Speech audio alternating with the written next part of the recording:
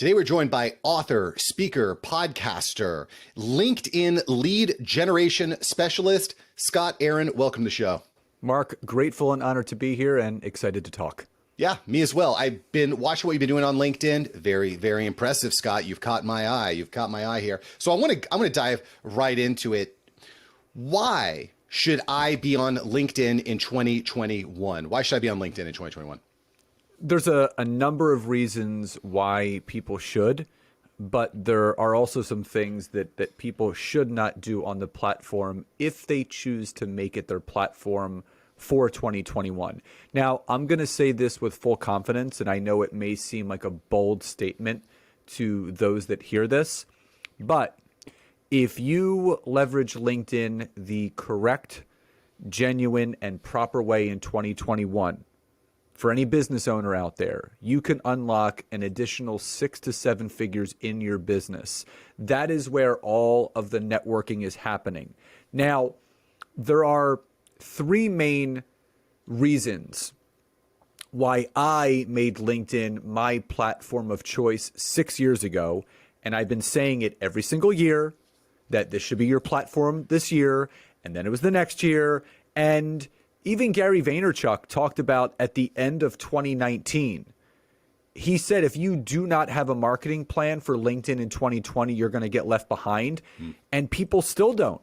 And they're going to get left even further behind. So there's 3 big things that you need to look at from a social media perspective when deciding where to spend time. Number 1 is the size and the health of the organic network that you can grow. Now, when you look at Facebook, you're only allowed 5,000 friends, and I put that in air quotes because are they really friends? They could be acquaintances, people you ran into at the grocery store, you went to college with 20 years ago, you graduated from high school with that you never spoke to. And then you look at Instagram where, yes, you are allowed unlimited followers, but percentage-wise, Instagram has the highest rate of fake accounts to real accounts on all of social media. Now, when you look also, I just want to interject, very saturated. Yeah. Both Facebook and Instagram, you're going to have a hard time building an organic audience there right now. Well, you're completely right. And Facebook is the barbecue of social media. That's where people go to commiserate, to hang out, to share what's going on about their life. Instagram is the home of the narcissist. So Instagram is where people go narcissistically to share their life. I call it the Real Housewives or Bravo TV of social media.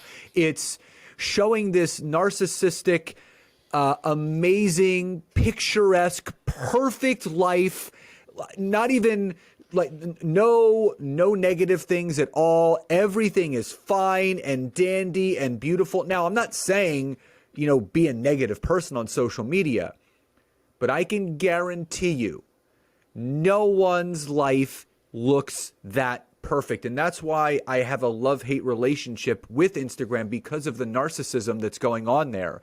I like being genuine and authentic and real, sharing the victories, the lessons, the bumps, the bruises along the way, not just the quote unquote highlight reel of what most people are doing on there. Now, I think being vulnerable needs to be part of your strategy wherever you're honed in on. I agree with you there.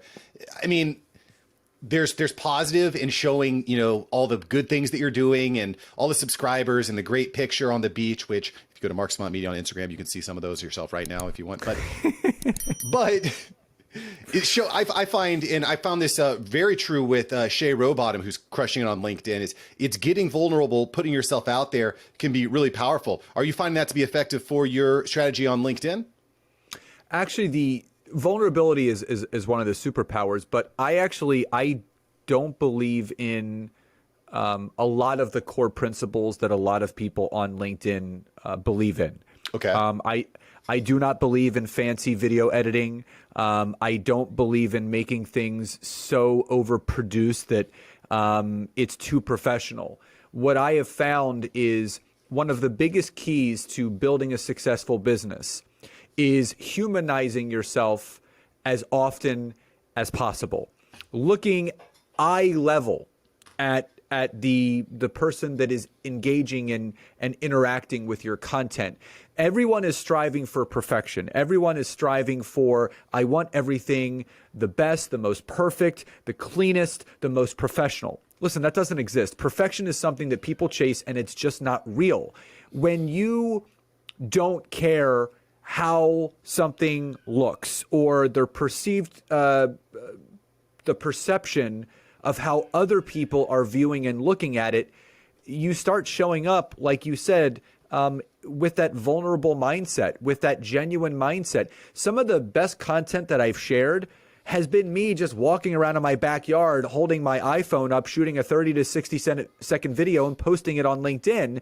Meanwhile, there's been times where I've sat down and I've uploaded all the graphics and I've made sure that the right verbiage is there, and it fell to the wayside because, again, people want real. They want connectability. The greatest currency that we all have right now is not the content that we produce.